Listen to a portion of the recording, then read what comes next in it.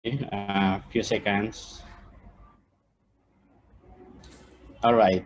Once again, thank you, Bernie. And again, I would like to recognize our organizers, of course, including AFA and La Via Campesina, with the support from IFAD, the European Union, and the collective strategies alimentary of Brussels. No? And of course, all the presenters and speakers for this webinar.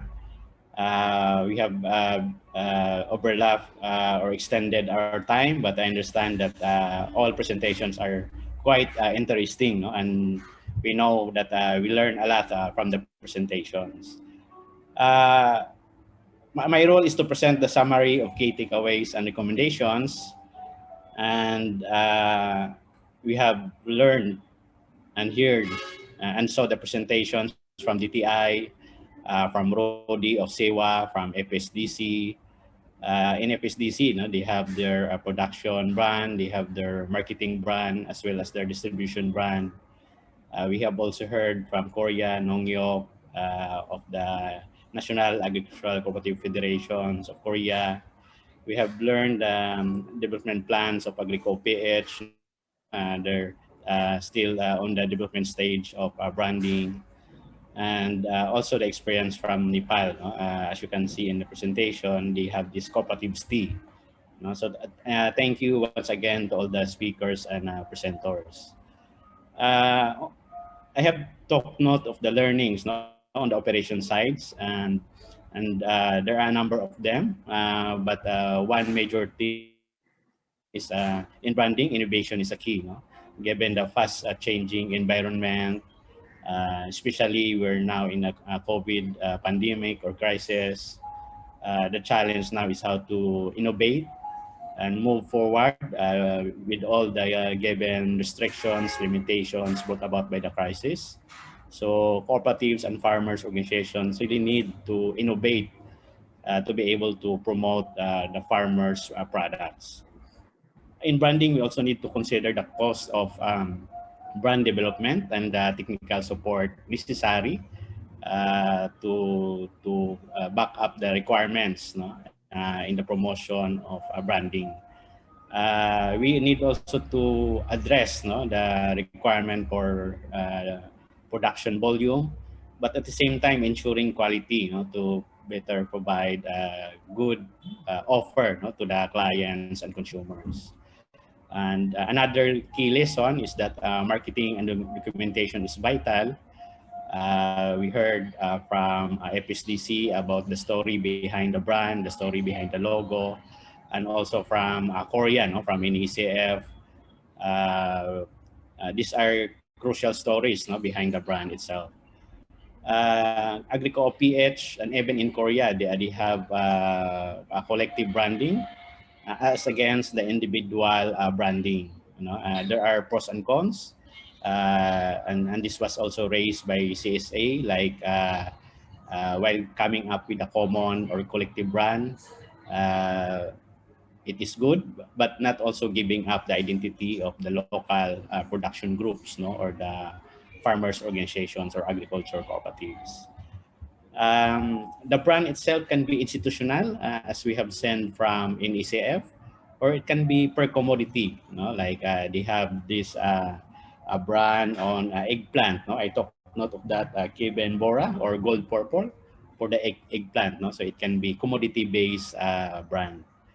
Of course, one of the challenges that was mentioned is the cost in branding. No? But presentations from FSDC and as well as Agri-Co-op and also Rodi from SEWA consider the expenses related to branding as a part of the investments. No?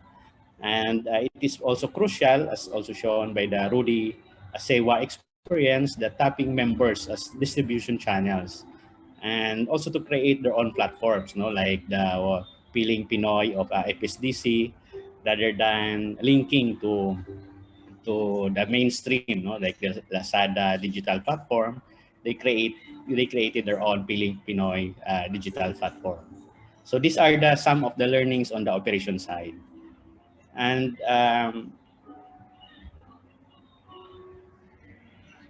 for a while, sorry. why I can't next control my presentation.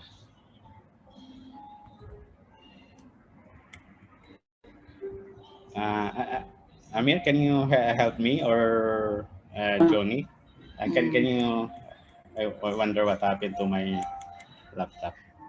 oh, but the presentation is in your laptop, so And I sent also to Johnny. Yeah. Sorry for that. For a while.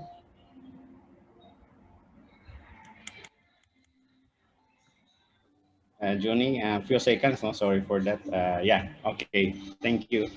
The external considerations in branding. Of course, we need to see and foresaw also what is the current playing field and what are the potential in branding, no? And the pitfalls by itself. No?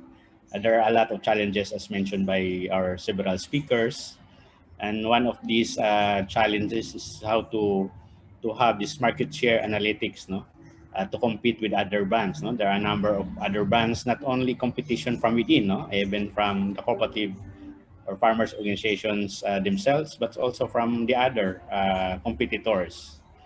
This market share analytics is also very important to address pricing competition. Customer feedback, particularly on quality and price, is very important consideration in branding.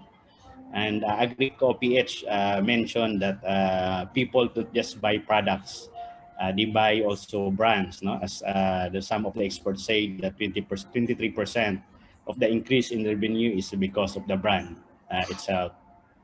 It's also very crucial that we tap other stakeholders to support bonding efforts, no? And when mentioned about the need for processing facilities, no?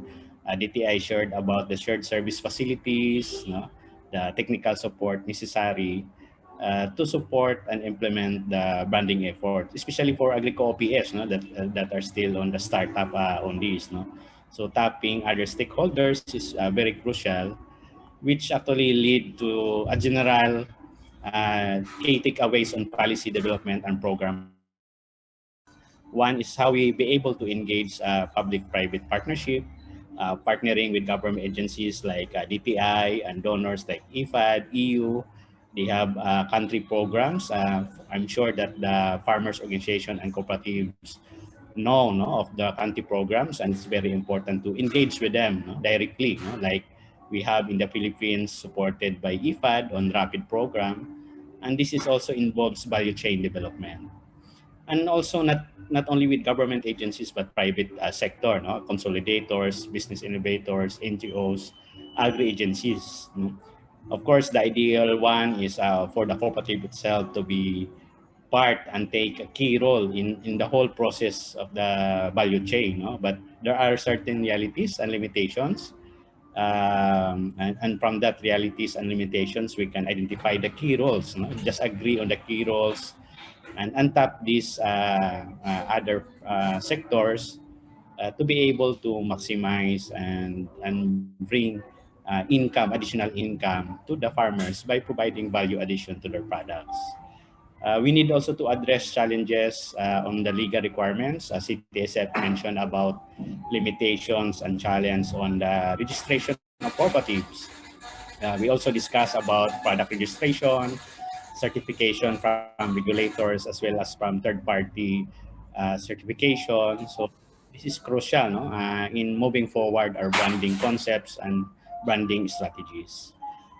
We also need to mobilize investments, especially for smallholder farmers and agri cooperatives. I mentioned earlier about processing facilities that we have from a sample from DTI on shared service facilities, but there are a number of them, especially in this crisis.